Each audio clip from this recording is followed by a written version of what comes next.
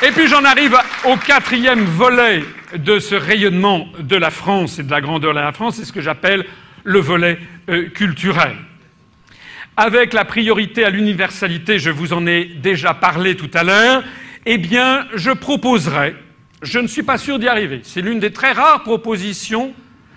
J'en ai fait une autre tout à l'heure quand j'ai suggéré que l'ONU interdise les puces RFID sur les êtres humains.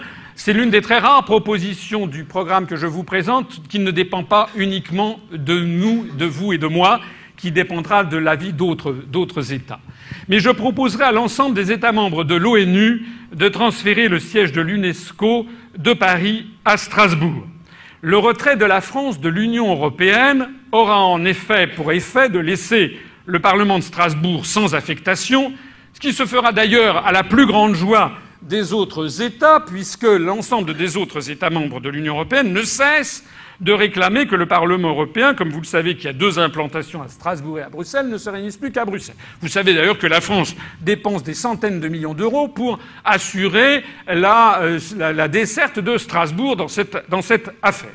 Alors, ce que nous proposerons, c'est que ces bâtiments désaffectés soient désormais ceux qui soient affectés à l'UNESCO. Il faut modifier la Charte des Nations Unies puisqu'il est prévu que l'UNESCO a son siège à Paris, mais son transfert à Strasbourg sera le symbole de la paix et de la réconciliation entre la France et l'Allemagne, puisque l'UNESCO, comme vous le savez, est l'organisation mondiale des Nations Unies chargée de l'éducation, des sciences et de la culture, dont le but même est de promouvoir la paix et la compréhension entre les peuples du monde.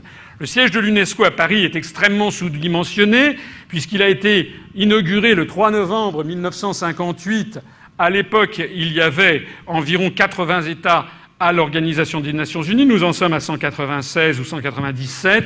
Le nombre d'États a été multiplié par 2,5, donc les bâtiments craquent.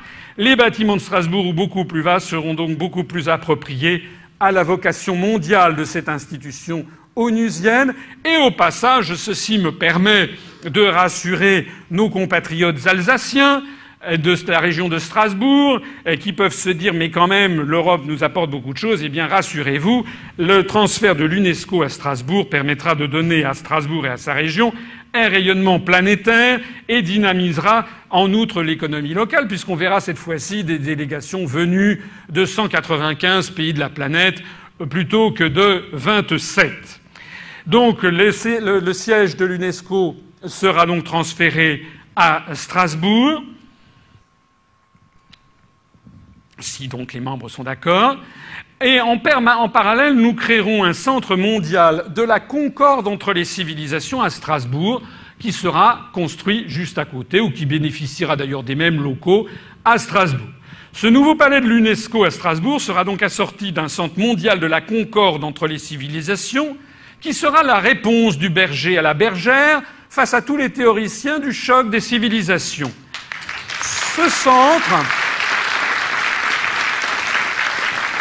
centre bénéficiera de la proximité de l'UNESCO. Ce centre a vocation de recherche et de présentation muséographique, réunira des chercheurs du monde entier et présentera au grand public toutes les théories porteuses de guerre, et notamment la théorie actuelle du choc des civilisations. Et j'ajoute, pour que le symbole soit extrêmement parlant, que nous inaugurerons ce centre le 3 août 2014, le jour du 100e anniversaire de la déclaration de guerre de l'Allemagne à la France, ayant provoqué la Première Guerre mondiale. J'insiste sur l'aspect des choses parce que, d'abord, ça sera une réponse très importante à l'affaire du choc des civilisations, mais c'est aussi, en termes de communication, un message fort que nous adresserons à l'ensemble du monde et aussi à nos partenaires européens. C'est-à-dire que sortir de l'Union européenne, c'est vouloir faire la paix. L'Europe, c'est la guerre. Parce que tous ceux qui me disent qu'il faut rester dans l'Union européenne parce que l'Europe, c'est la paix, eh bien non, nous leur montrons que c'est désormais l'inverse qui est vrai.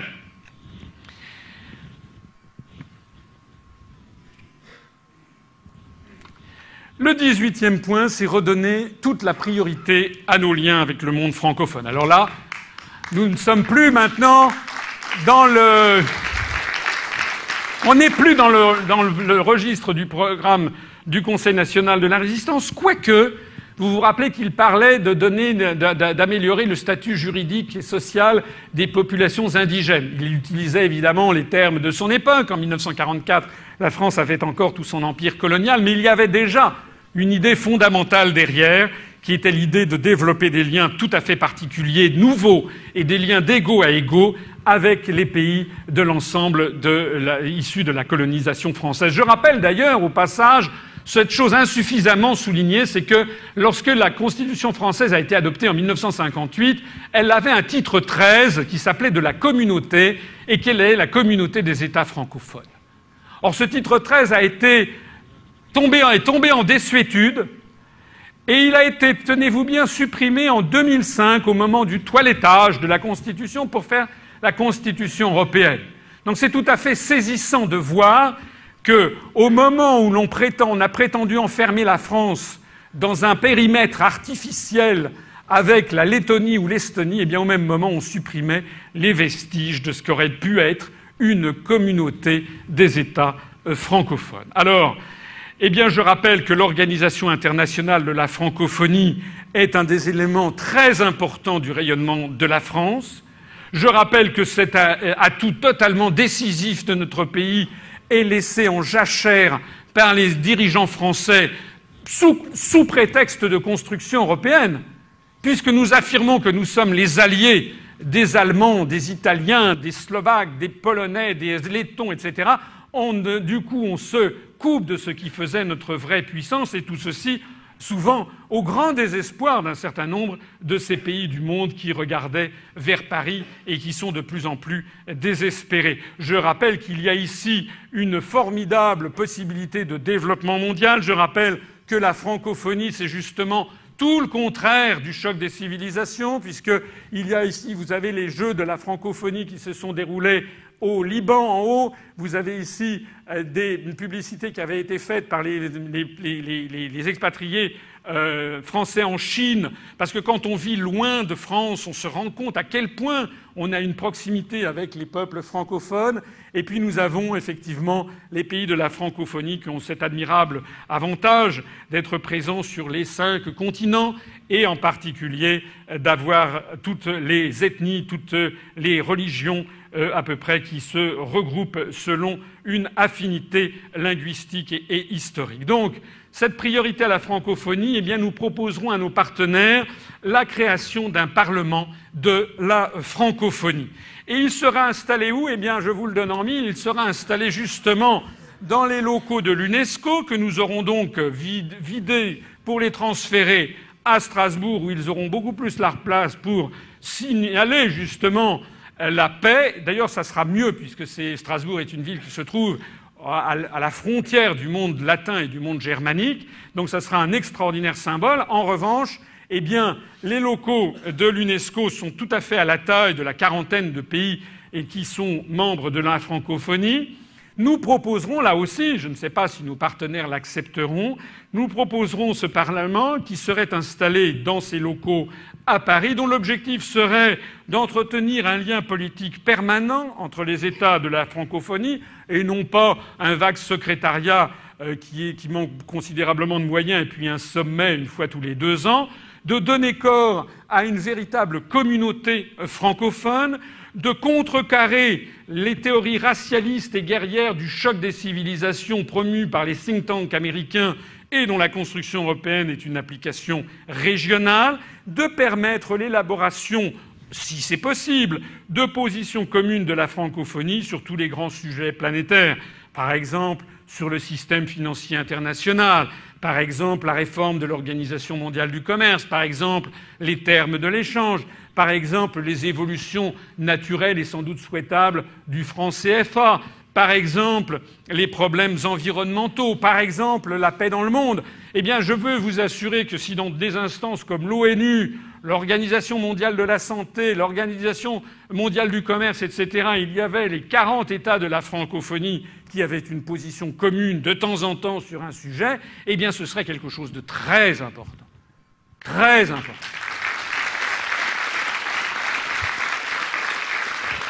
C'est justement ce que ne veulent pas les européistes. C'est justement ce que ne veulent pas les anglo-saxons.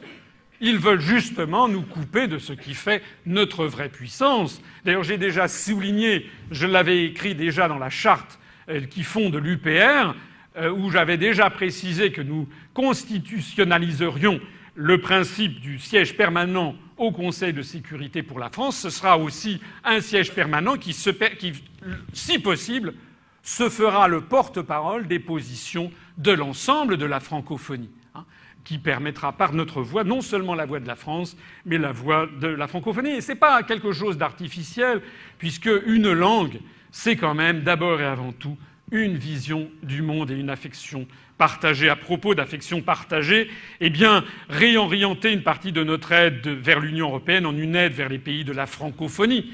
Ces fonds proviendront pour partie des économies considérables réalisées du fait de nos retraits de l'Union européenne, et puis développer un système d'échange d'étudiants très important de type Erasmus avec les pays de la francophonie. Pourquoi devrait-on échanger, avoir des étudiants qui iraient s'installer? Je ne suis pas contre le fait d'aller en Lituanie, d'aller en Danemark, mais pourquoi est-ce que nous n'aurions pas des étudiants français qui iraient suivre des cours, par exemple, je ne sais pas moi, à Montréal, ou bien à Saïgon, ou bien à Dakar, et réciproquement. Donc il faut qu'il y ait un développement de ces échanges, et puis sensibiliser le peuple français à son appartenance à cette sphère d'influence mondiale, ayant le français en partage. Ce sera d'ailleurs d'autant plus facile que, comme vous le savez, il y en a certainement parmi vous dans cette salle, que beaucoup de nos compatriotes ont des origines provenant des pays de la francophonie. Donc c'est beaucoup plus naturel à tous les égards de se rapprocher de ces pays avec lesquels nous avons tant de points communs.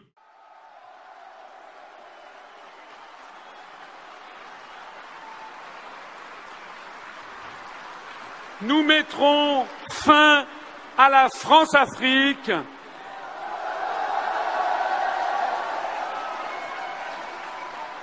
Mais nous développerons une nouvelle ère de coopération égalitaire avec les pays d'Afrique, parce que je ne veux pas que les pays d'Afrique basculent dans l'Amérique-Afrique ou dans la Chine-Afrique.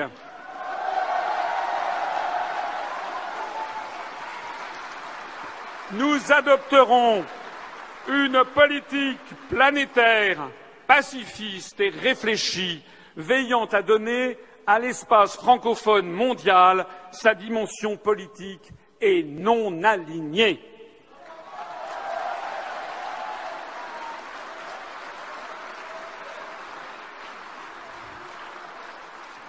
Nous donnerons la priorité à l'universalité. Je créerai un centre mondial de la concorde des civilisations à Strasbourg. C'est le nouveau palais de l'UNESCO à Strasbourg, ce nouveau palais de l'UNESCO à Strasbourg sera assorti d'un centre mondial de la concorde entre les civilisations. Parce que je veux également transférer à Strasbourg l'UNESCO, actuellement présente à Paris, afin de libérer les espaces de l'UNESCO pour proposer à nos amis de la francophonie de créer une priorité à la francophonie avec un Parlement de la francophonie, où l'on pourra débattre entre tous les pays de la francophonie de notre vision du monde et des relations internationales.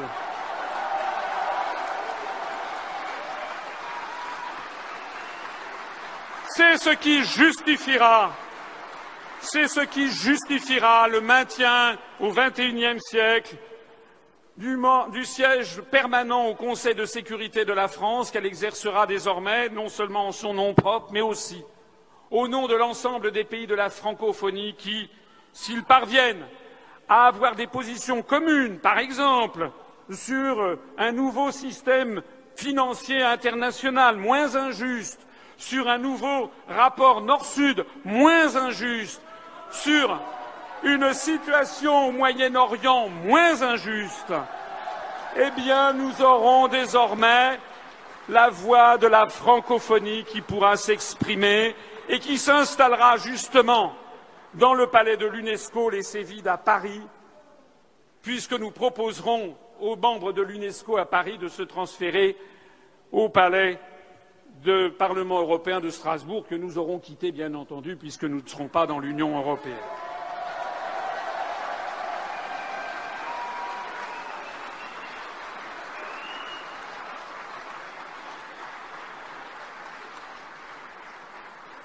Je voudrais conclure ici pour vous dire à quel point nous sommes un grand pays, à quel point la voix de la France manque aujourd'hui au reste du monde, à quel point les gens qui nous aiment, parce qu'il y a des millions de gens qui nous aiment dans le monde arabe, en Amérique latine, en Asie, en Afrique, en Chine, en Russie, en Extrême-Orient, en Amérique du Nord aussi et en Océanie. La voix de la France, elle manque au monde, nous allons la redonner au monde.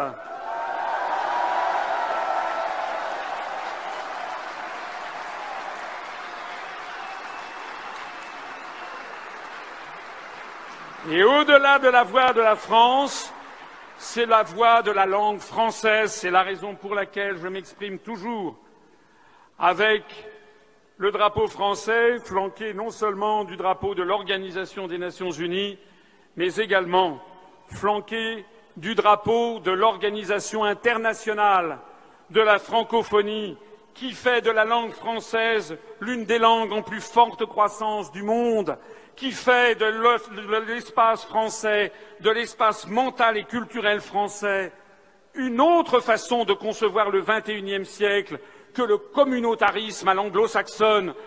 Nous sommes pour des relations de solidarité, d'amitié, sans considération de couleur de peau ou de religion ou d'appartenance continentale.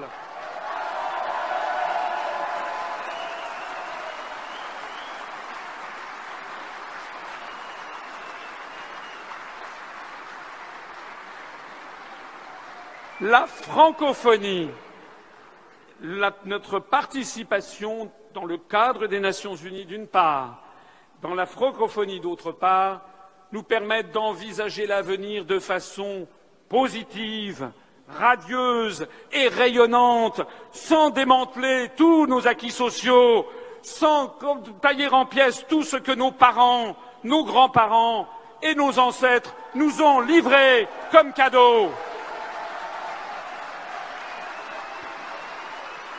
La francophonie, nos relations avec l'ensemble de l'espace francophone, c'est l'une des clés essentielles de notre avenir. Regardez cette petite vidéo qui vous montre en gros ce qu'est notre avenir.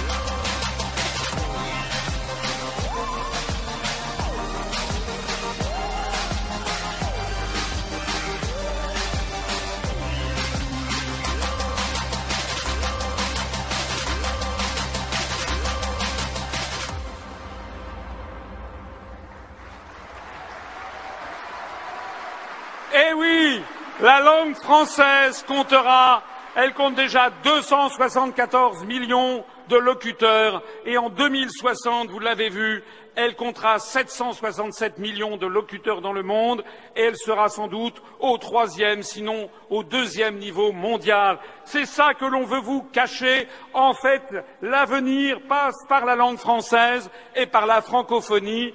Nous n'avons pas à nous lier dans un périmètre fixé par les États-Unis d'Amérique et les anglo-saxons pour nous empêcher de parler le français, pour nous convaincre que notre langue et notre mode de vie et notre civilisation sont destinés à disparaître. Nous devons au contraire relever fièrement la civilisation francophone à travers le monde. Il y a une vie après la construction européenne.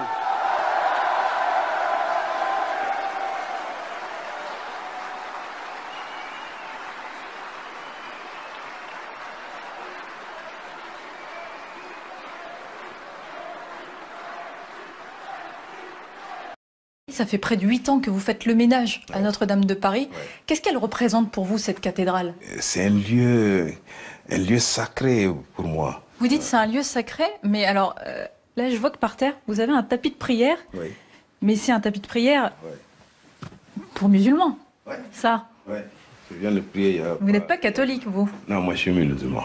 Et Notre-Dame, dans votre esprit, a quand même une place particulière. Oui, tout à fait, tout à fait. La Bible et le Coran, ils se retrouvent dans beaucoup de points. Et généralement, ce sont ces points-là qui font le bien de l'humanité. Il y a même un endroit dans Notre-Dame que vous préférez. Ouais. C'est quoi? Ouais, ça c'est la Vierge Marie. Ouais. La Vierge Marie du Pilier. Ouais, surtout avec l'enfant dans la main. Et quand je vois ça, ça démontre la pitié, l'amour. On a l'impression qu'elle vit, qu'elle te suit, voilà. J'aimerais qu'on revienne sur un point fondamental. Pourquoi y a-t-il eu tous ces migrants récemment? C'est tout simplement parce qu'on a démoli la Libye, le régime libyen. C'est vrai. Qu'on a démoli ensuite le régime syrien, après avoir démoli le régime irakien, c'est-à-dire d'ailleurs les régimes laïques du Moyen-Orient. C'est très juste. Et la France s'est assise dans cette position parce que nous sommes, par l'intermédiaire des traités européens, placés sous la tutelle de l'OTAN et que nous suivons la géopolitique américaine. L'article 42 du TUE.